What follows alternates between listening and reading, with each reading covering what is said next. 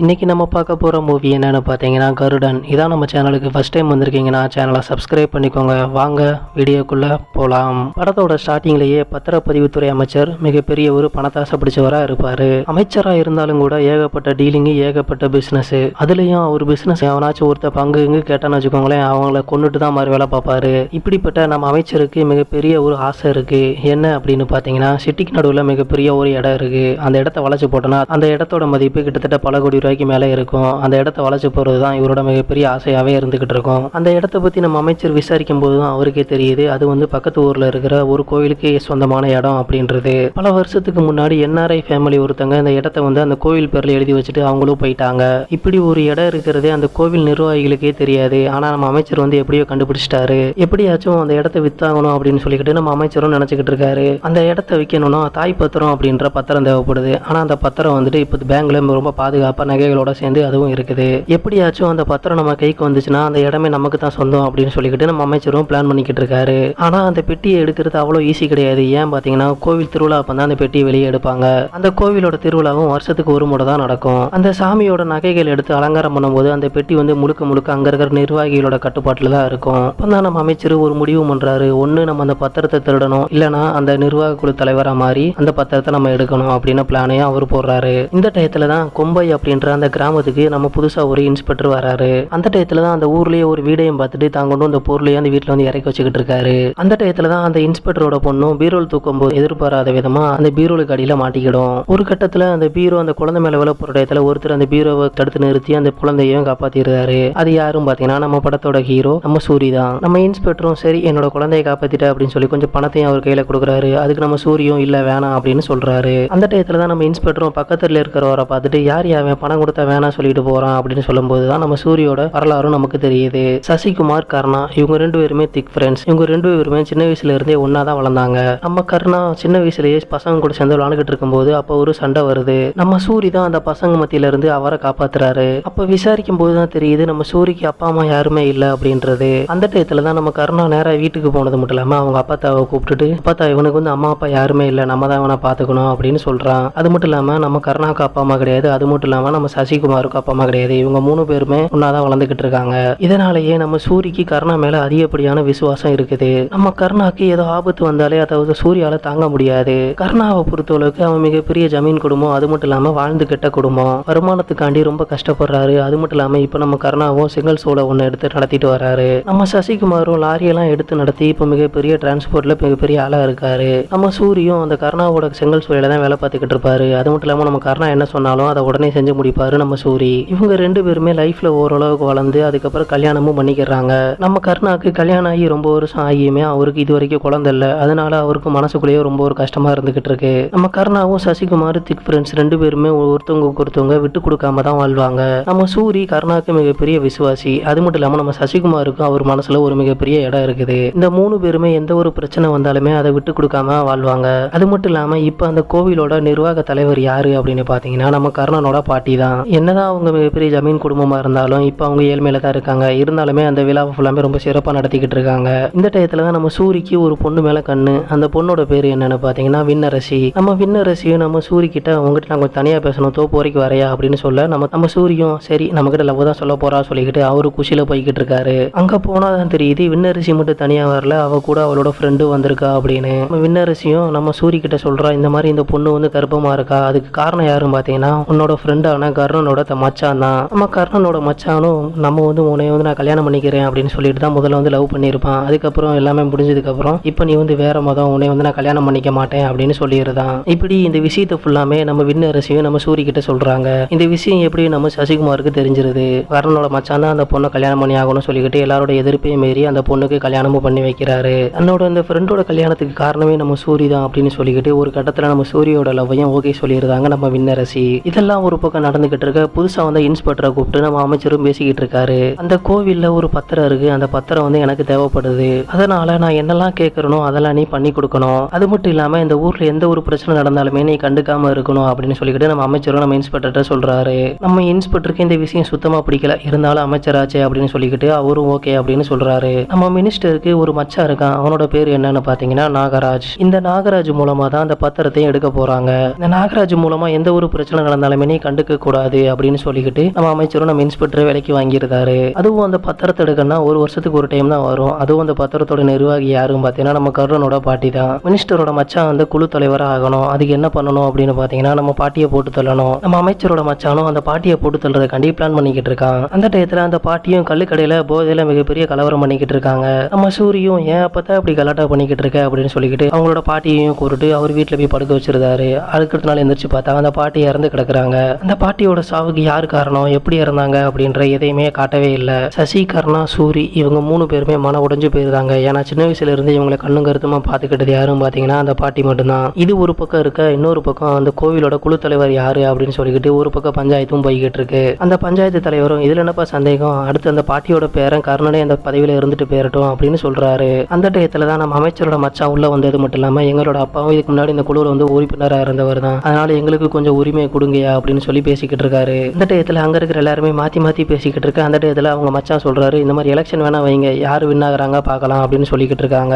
டயத்துல நம்ம கருணாக்கு இந்த விஷயம் சுத்தமா பிடிக்கவே இல்லை. இருந்தாலும் சரி உங்களோட போய் நின்றுட்டு என்னத்தை நான் ஜெயிக்கணும் அப்படின்னு சொல்லிக்கிட்டு கருணாவும் வேணான்னு சொல்றாரு. நீ நிக்கலனா என்னையா, உனக்கு பதிலா ஒரு நாயை நிக்க வை, அது நின்றுட்டு ஜெயிக்கிறோம் அப்படின்னு சொல்லிக்கிட்டு இவரு திமிரா பேசிக்கிட்டு இருக்காரு. அந்த எலெக்ஷன்ல நிக்கிறது யாரு அப்படின்னு பாத்தீங்கன்னா நம்ம சூரி தான். நம்ம அமைச்சர் மச்சானை எதிர்த்து நம்ம சூரி தான் நிக்கிறாரு. ஒரு கட்டத்துக்கு மேல யாரு அடுத்து ஜெயிக்க போறாங்க அப்படின்னு சொல்லிக்கிட்டு ஒரு குழப்பமா தான் இருக்குது. அந்த டயத்துல தான் நம்ம சசிகுமாரை தனியா கூப்பிட்டு நம்ம அமைச்சரோட மச்சானும் பேசுறாரு. என்னதான் இருந்தாலும் நம்ம ஒரே ஜாதிகாரங்க இல்லையா, நம்ம 2 பேருமே காம்ப்ரமைஸ் ஆயிக்கலாம். நம்ம அமைச்சரோட மச்சானும் டீல் பேசுறாரு. நம்ம சசிகுமாரும் உனக்கு சாதகமா வந்தா எனக்கு என்ன கிடைக்கும் அப்படின்னு சொல்லிக்கிட்டு நம்ம சசிகுமாரும் கேட்கிறாரு. இங்கதான் ஒரு மிகப்பெரிய ட்விஸ்ட் இருக்கு. என்ன அப்படின்னு பாத்தீங்கன்னா சசிகுமார் வந்து நம்ம அமைச்சரோட மச்சான் கூட டீல் பேசுவார் பாத்தீங்களா, அதை ஃபுல்லா அந்த ஊர்ல இருக்கிற மக்கள் எல்லாருமே லைவ் டெலிகாஸ்ட் பண்ணிக்கிட்டு இருக்காரு நம்ம சசிகுமார். இப்ப அந்த ஊர்ல இருக்கிற மக்கள் எல்லாருமே இவன் பதவிக்கு வரதுக்கு முன்னாடியே இவ்வளவு வேலை பார்த்துக்கிட்டு இருக்கான், அது மட்டும் இல்லாம கோயில் நகையை வேற கொள்ளடிப்பேன் அப்படின்னு சொல்லி பேசிக்கிட்டு இருக்கான், இவனை வந்து உள்ள வரவிடக்கூடாது அப்படின்னு சொல்லிக்கிட்டு எல்லாருமே ஒன்னு சேர்ந்து அண்ணா போஸ்டா நம்ம சூரியவே தேர்ந்தெடுக்கிறாங்க. கடைசியில நம்ம சூரிய ஜெயிச்சதுனால அந்த கோவிலோட சாவி இப்ப நம்ம சூரிய கிட்ட வருது.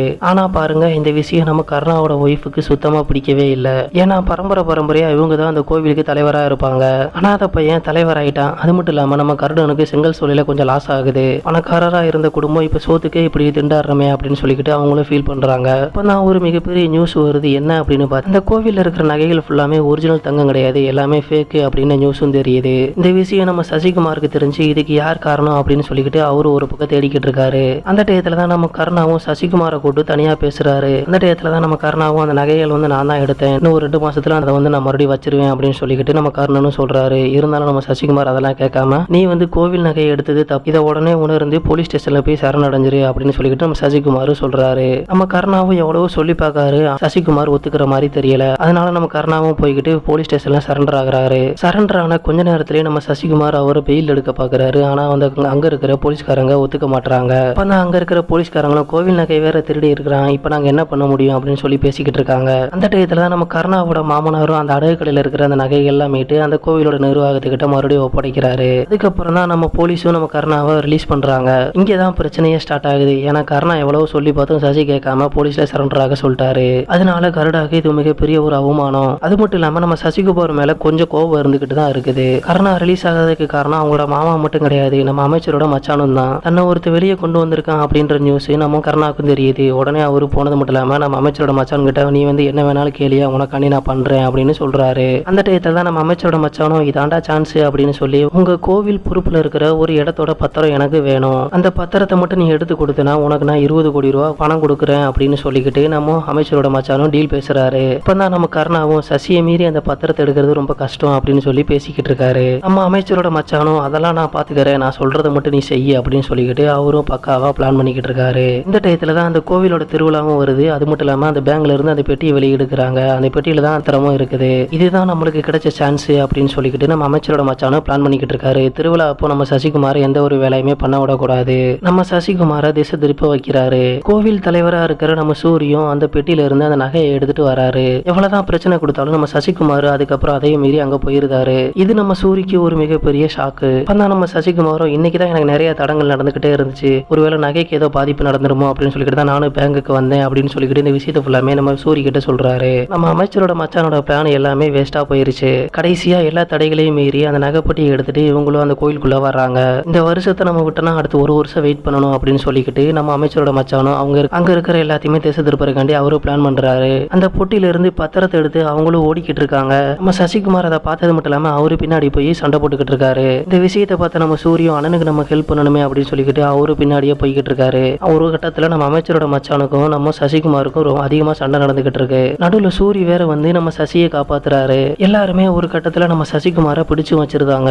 அந்த டயத்துல நம்ம கர்ணனோட மச்சானும் ஆல்ரெடி நம்ம சசிகுமார் மேல பயங்கரமான ஒரு கோவத்துல இருப்பாரு. வேற ஒரு மதத்துல உள்ள பொண்ணு எனக்கு கல்யாணம் பண்ணி வச்சுட்டானே அப்படின்னு சொல்லிக்கிட்டு அவரும் அவனை வந்து நம்ம கர்ணனோட மச்சானும் நம்ம சசிகுமாரை வெட்டுறதுக்காண்டி வராரு. சசியை வெட்ட வரதை பார்த்த நம்ம சூரியம் இப்படியே விட்டா வேலைக்கு ஆகாது அப்படின்னு சொல்லி மிகப்பெரிய ஒரு அருவா எடுத்து சாமி வந்த மாதிரி சின்ன வயசுல இருந்து அவரை எடுத்து வளர்த்த நம்ம கர்ணனோட மச்சானும் பார்க்காம அவரோட கையையும் வெட்டியிருந்தாரு. ஏன் அப்படின்னு பாத்தீங்கன்னா நம்ம சசிகுமாரை கொல்ல வந்தான் அப்படின்ற ஒரே காரணத்துக்காக. திருவிழாக்கு நடுவுல ஒருத்தனோட கையை வெட்டினதுனால நம்ம சூரியையும் போலீஸ் அரெஸ்ட் பண்ணியிருந்தாங்க. நம்ம கருணாவும் எப்படியோ பேசி சூரிய ஒரு வழியா வெளியேயும் கொண்டு வந்துருந்தாரு. அவரோட சொந்த மச்சானோட கையை சுத்தமா கோபமே இல்ல நம்ம சூரி மேல. திடீர்னு எல்லாருமே கிளம்பி கொடைக்கானலுக்கு ட்ரிப்பு போறாங்க. ஆனா சசிகுமாரை மட்டும் விட்டுட்டு போயிருந்தாங்க. அமைச்சரோட மச்சான் கர்ணா சூரி இவங்க 3 பேருமே கொடைக்கானலுக்கு போகும்போது நம்ம சூரியையும் கொடைக்கானல்லே விட்டு வந்துருந்தாங்க. அப்பதான் புரியுது நம்மளை விட்டுட்டு இவங்க எங்க தனியா போறாங்க அப்படின்ற விஷயம் நம்ம சூரிக்கு. நம்ம சூரியும் பின்னாடியே அவங்கள ஃபாலோ பண்ணிக்கிட்டு போய்கிட்டு இருக்காரு. நம்ம கருணாவும் நம்ம சசிக்கு கால் பண்ணது மட்டும் இல்லாம அவங்ககிட்ட நாங்க தனியா பேசணும் அப்படின்னு சொல்லி அவரும் காட்டு பகுதிக்கு வர சொல்றாரு. நம்ம சசிகுமார் கிளம்புற டயத்துல அவங்களோட ஒய்ஃபும் நமக்கு ஏங்க இந்த பத்திர விவகாரம் எல்லாம், இந்த பத்திரத்தை வித்து வர்ற அமௌண்ட்ல கருணாவுக்கு வந்து ஏகப்பட்ட கடன் இருக்கு, அதனால அவனோட கடனை அடைச்சிடலாம், மீதி இருக்கிற அமௌண்ட்ல அந்த கோவிலுக்கும் அந்த ஊருக்கும் நிறைய நல்லது பண்ணலாமே அப்படின்னு சொல்லிக்கிட்டு அவங்க ஒய்ஃபும் சொல்றாங்க. நம்ம சசியும் நம்ம கருணாக்கு கால் பண்ணது மட்டும் இல்லாம நான் வந்து அந்த பத்திரத்தை உங்ககிட்ட நான் கொடுத்துருந்தேன்டா அப்படின்னு சொல்லிக்கிட்டு அவரும் சமரசமா பேசுறாரு. இப்போ அந்த காட்டுக்குள்ள நம்ம சசிகுமார் வந்து பார்த்த உடனே நம்ம சூரியும் பின்னாடியே ஃபாலோ பண்ணிக்கிட்டு அந்த காட்டு பகுதிக்கு வந்துருந்தாரு. நம்ம சூரி அது மட்டும் இல்லாம நம்ம கருணா நம்ம சசி 3 பேருமே அந்த காட்டுக்குள்ளதான் இருக்காங்க. அமைச்சரோட மச்சானும் அடியாளங்களோட அந்த காட்டுக்கு வந்திருக்காரு. அந்த டயத்துல நம்ம சசிகுமாரோட மனைவியும் கால் பண்றாங்க. உங்களுக்கு பிடிக்குமே அப்படின்னு சொல்லிட்டு நான் கோழி குழம்பு பண்ணிருக்கேன் வந்து வாங்கிட்டு போங்க அப்படின்னு சொல்ல நம்ம சூரியும் கோழி குழம்பு வாங்குறதுக்காண்டி அவர் வீட்டுக்கு வந்திருந்தாரு. ஒரு கட்டத்துல நம்ம கருணாவும் சசியும் பேசிக்கிட்டு இருக்க டயத்துல நம்ம 2 பேரும் மாறி மாறி சண்டை போட ஆரம்பிச்சோம். அது மட்டும் இல்லாம நம்ம அமைச்சரோட ஆளுங்களும் நம்ம சசிகுமார் கூட சண்டை போட ஆரம்பிச்சிருந்தாங்க. சசிகுமாரை வெட்டி போட்டு கொலையும் பண்ணிருந்தாங்க. ஏன்னா சூரிக்கு இந்த விஷயம் தெரியாது. ஏன்னா அவரு தான் கறி குழம்பு வாங்க போயிட்டாருல. நம்ம சூரியும் மறுபடியும் அந்த காட்டுக்குள்ள வந்து பார்க்கும்போது யாருமே இல்ல. அதுக்கப்புறம் தூரத்துல ஒரு கார் தெரியுது. சரி நம்ம சசிகுமார் கார் தான் அப்படின்னு சொல்லிட்டு அந்த கார் பக்கத்துல போய் பார்க்கும்போது அவருக்கு தெரியுது நம்ம சசிகுமார் இறந்து போயிட்டாரு அப்படின்றது. சூரியால அந்த இறப்பை தாங்கவே முடியல. ஏன்னா இத்தனை வருஷமா கூட இருந்த ஒரு அண்ணன் இறந்துட்டாரு அப்படின்னு சொல்லிக்கிட்டு அவரும் ரொம்ப மனம் உடைஞ்சு போயிருந்தாரு. அந்த சம்பவம் நடந்த இடத்துக்கு நம்ம சசிகுமாரோட ஒய்ஃபு வர்றாங்க. அங்க இருக்கிற நம்ம சசிகுமாரை பார்த்துட்டு பயங்கரமா கத்தி அழுதுகிட்டு இருக்காங்க. இதுக்கப்புறம் என்ன நம்ம சசிகுமார் இறந்துருந்தாரு. நம்ம கருணாவும் அந்த அமைச்சர் மச்சான் கொடுத்த 20 கோடி ரூபாய் ரொம்ப சந்தோஷமா வாழ்ந்துகிட்டு இருக்காரு. திறத்தை கொடுக்க போறேன் அப்படின்னு சொல்லிட்டு தான் நம்ம சசிகுமாரும் போனாரு. ஆனா 2 பேர் ஏன் சண்டை போட்டாங்க அப்படின்னு சொல்லிக்கிட்டு இது வரைக்கும் காட்டவே இல்ல. நம்ம சசிகுமாரோட ஒய்ஃபும் கருணாவை சும்மா விடக்கூடாது அப்படின்னு சொல்லிக்கிட்டு அவங்களும் போலீஸ்ல கம்ப்ளைண்ட் கொடுக்குறாங்க. நேரடியா பார்த்ததா சாட்சி யார்கிட்டயுமே இல்ல. ஏன்னா போலீஸுக்கு தேவை நியாயம் இல்ல சாட்சி மட்டும்தான். ஏன்னா நம்ம சசிகுமார் இறந்த டயத்துல நம்ம கருணா இங்க இல்லவே இல்ல, அவர் வந்து கொடைக்கானல்ல இருந்தாரு அப்படின்னு சொல்லிக்கிட்டு செல்போன் டவரும் காட்டுது. அதனாலதான் பாருங்க இவங்க பிளான் பண்ணி கொடைக்கானலுக்கே போயிருக்காங்க. நடந்த கொலைகள்லாம் வேற யாரோ பார்த்தா சாட்சி இருந்தா சொல்லுங்கம்மா அப்படின்னு சொல்லிக்கிட்டு நம்ம சசிகுமாரோட ஒய்ஃப்டையும் சொல்றாங்க அந்த போலீஸ்காரங்க. உடனே நம்ம சசியோட ஒய்ஃபும் நம்ம சூரிய கூட்டு வராங்க. நம்ம சூரியும் உண்மையை சொல்லுவாரு அப்படின்னு சொல்லி பார்த்தா நம்ம சூரியும் அந்த இன்ஸ்பெக்டர்கிட்ட நமக்கு சசிகுமார் கொலை பண்ண டயத்துல நம்ம கர்ணன் வந்து இங்க இல்ல கொடைக்கானல தான் இருந்தாரு அப்படின்னு சொல்லிக்கிட்டு அவரும் போய் சொல்லியிருந்தாரு. நம்ம சசியோட ஒய்ஃபும் இத்தனால என் வீட்டுல சாப்பிட்டு எனக்கே துரோகம் பண்றியடா அப்படின்னு சொல்லிக்கிட்டு அவங்களும் ஃபீல் பண்றாங்க. அவங்க ஒன்னும் பொய் சாட்சி சொல்லல, இருந்தாலும் நிஜமாவே நம்ம சூரிக்கே தெரியும் அவனை கொண்டது நம்ம கர்ணா தான். அப்புறம் ஏன் அவர் வந்து மாத்தி சொன்னாரு, ஒருவேளை நம்ம கர்ணா மேல இருக்கிற அந்த விசுவாசமா கூட இருக்கலாம். இங்கதான் கதையே மாறுது. ஏன்னா நம்ம சூரி கிட்ட நம்ம கர்ணாவை ஆல்ரெடி சொல்லியிருக்காரு, இல்லடா நான் வந்து பேசிக்கிட்டு தான் இருந்தேன், அவன் தான் என்னை கொலை பண்ண வந்தான், அதை தடுக்க போய் தான் அவனும் இறந்து போயிட்டான் அப்படின்னு சொல்லிக்கிட்டு இருக்காரு. அது மட்டும் இல்லாம இல்லாத பொல்லாததெல்லாம் சொல்லி நம்ம சூரியை நம்பவும் வைக்கிறாரு. இருந்தாலும் நம்ம சசியோட இறப்புக்கு எந்த ஒரு நீதியுமே கிடைக்கல. நம்ம சசிகுமாருக்கு ஒரு பையன் இருப்பான், அவனுக்கு ஒரு 15 வயசு இருக்கும். அவரு தன்னோட அப்பாவை கொலை பண்ணிட்டாங்களே சொல்லிட்டு கர்ணாவை கொல்றதுக்காண்டி அவனும் கத்தி எடுத்துட்டு போறான். அங்க இருக்கிற சூரியும் நடுவில் புகுந்து நம்ம கர்ணாவை காப்பாத்திருந்தாரு. ஒரு சின்ன பையன் என்னைய கொலை பண்ண வரலாமா அப்படின்னு சொல்லிக்கிட்டு ஆள்லாம் செட் பண்ணிக்கிட்டு அவனை கொலை பண்றதுக்காண்டி ஆளையை அமுச்சு விடுறாரு நம்ம கர்ணா. அப்பதான் நம்ம சூரியும் அந்த சின்ன பையனை கூப்பிட்டு யாருக்குமே தெரியாம அவங்க வீட்டுல வர்றதுக்காண்டி போவாரு. நம்ம அமைச்சரோட மச்சானும் அந்த சின்ன பையனை கொல்றதுக்காண்டி வராரு. நம்ம சூரியம் ஒரு கட்டத்துல அவனை அடிச்சு போட்டது மட்டும் இந்த பிரச்சனைக்கெல்லாம் காரணம் நீதாண்டா, நீ வந்ததுல இருந்தாண்டா இவ்வளவு பிரச்சனை நடந்துகிட்டு இருக்குன்னு சொல்லிக்கிட்டு ஒரு கட்டத்துல நம்ம அமைச்சரோட மச்சான கொன்னே போட்டுருந்தாரு. இவரே போலீஸ் கிட்ட போய் சரண்டரும் ஆயிருந்தாரு. நம்ம கர்ணாவும் அங்க இருக்கிற போலீஸ் ஸ்டேஷனுக்கு வந்தது மட்டும் இல்லாம நீ வந்து இந்த மாதிரி அமைச்சரோட மச்சான கொன்னையாடா அப்படின்னு சொல்லி கேட்கிறாரு நம்ம சூரி கிட்ட.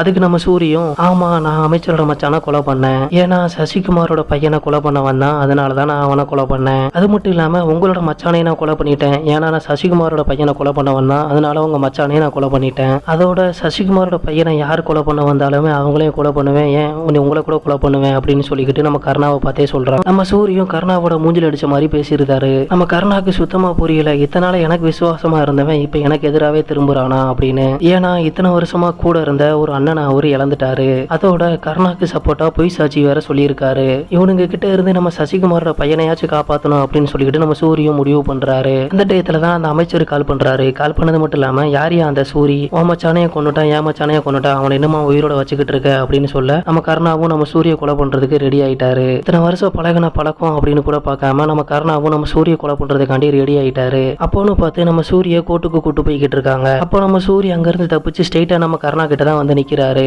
ஒருவேளை என்ன போட கருணா பிளான் பண்ணிட்டானோ அப்படின்னு இந்த விஷயம் சூரிக்கு தெரிஞ்சிருச்சோ அப்படின்னு கருணாக்கு ஒரு டவுட் தான். இங்கதான் யாருமே எதிர்பார்க்காத ஒரு மிகப்பெரிய ட்விஸ்ட். நம்ம சசிகுமார் தான் அந்த பத்திரத்தை திரும்ப கொடுக்குறேன் அப்படின்னு சொல்லியும் கருணா ஏன் நம்ம சசிகுமாரை கொல்லணும், நம்ம அப்பத்தாவோட கொலைக்கு யாருதான் காரணம் அப்படின்ற விடையும் இன்னும் தெரியவே இல்லை. இந்த சாவுக்கு எல்லாமே காரணம் கருணா ஆல்ரெடி அந்த கோயிலோட நகையை எடுத்து அடமானம் வச்சிருப்பான். அந்த விஷயம் அப்பத்தாக்கு தெரிஞ்சு அவங்க அவனை வந்து எதிர்த்து பேசியிருப்பாங்க. நகை எடுத்த விஷயம் அந்த பாட்டிக்கு தெரிஞ்சிருச்சு, இது ஊர் மக்களுக்கு தெரிஞ்சிச்சுன்னா நம்மளை சும்மா விட மாட்டாங்களே அப்படின்னு சொல்லிக்கிட்டு தன்னோட சொந்த பாட்டின்னு கூட பார்க்காம நம்ம கருணா வந்துட்டு அந்த பாட்டியை கொன்றுதான். இந்த விஷயம் நம்ம சசிகுமாருக்கு தெரிய வருது. அப்பத்தாவை விஷம் கொடுத்து கொல்ல சொல்லது நம்ம கருணா தான். ஆனா கொலை பண்ணது வந்து இன்னொரு பையன். அவன் போய்கிட்டு நேரா போய்கிட்டு நம்ம சசிகுமார்ட்ட நடந்த விஷயத்த ஃபுல்லாமே சொல்றான். அது மட்டும் இல்லாம அப்படியே அந்த நடந்த விஷயத்த அங்க இருக்கிற சூரிக்கிட்டையும் போய் சொல்றான். கருணா பேசின அந்த வீடியோ ஆதாரத்தையும் எடுத்து காட்டுறான். அப்பதான் நம்ம சூரிக்கே விஷயம் புரியுது. அப்பத்தாவோட சாவை பத்தி நம்ம சசிகுமார் வந்துட்டு நம்ம கருணாட்ட கேட்டிருக்கணும். அதனாலதான் நம்ம கருணா நம்ம சசிகுமாரை கொண்டிருக்காரு. இப்போ இந்த விஷயம் எனக்கே தெரிஞ்சிருச்சு, அதனால நீ என்னை கொலை பண்ண வர்றேல அப்படின்னு சொல்லிக்கிட்டு நம்ம கருணாவை பார்த்து நம்ம சூரியன் கேட்கிறாரு. அந்த இடத்துக்கு எதிர்பாராத விதமா நம்ம சசிகுமாரோட பையனும் அவங்களோட ஒய்ஃபும் வந்துருந்தாங்க.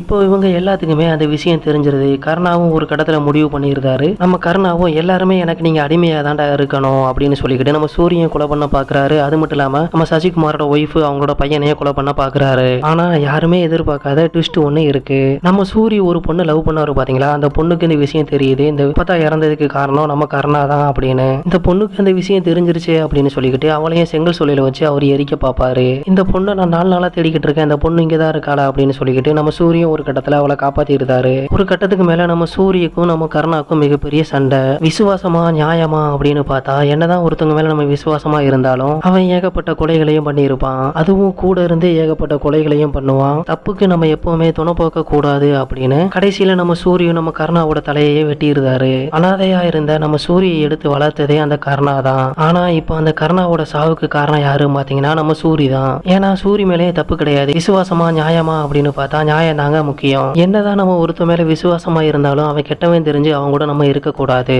அங்க இருக்கிற இன்ஸ்பெக்டரும் நம்ம சூரி மேல எந்த ஒரு கேஸுமே போடல. ஏன்னு பாத்தீங்கன்னா படத்தோட ஸ்டார்டிங்ல ஒரு சின்ன குழந்தைய நம்ம சூரி காப்பாத்துவார்ல, அந்த இன்ஸ்பெக்டர் நம்ம சூரிய வந்துட்டு மறுபடியும் கேஸ் எல்லாம் வேணாம் அப்படின்னு சொல்லி அவர் அமுச்சு விட்டுருந்தாரு. தன்னோட குழந்தைய காப்பாத்தின அந்த நன்றி கடனுக்காண்டி நம்ம சூரியையும் அவரும் கேஸ் எதுவுமே போடாம வெளியே அமுச்சு விட்டுருந்தாரு. ஓகே ஃப்ரெண்ட்ஸ், இந்த மூவி எப்படி இருந்துச்சு, அது மட்டும் இல்லாம நம்ம வாய்ஸ் எல்லாம் எப்படி இருக்குன்னு சொல்லிட்டு கமெண்ட் பண்ணுங்க. தேங்க்யூ ஃபார் வாட்சிங்.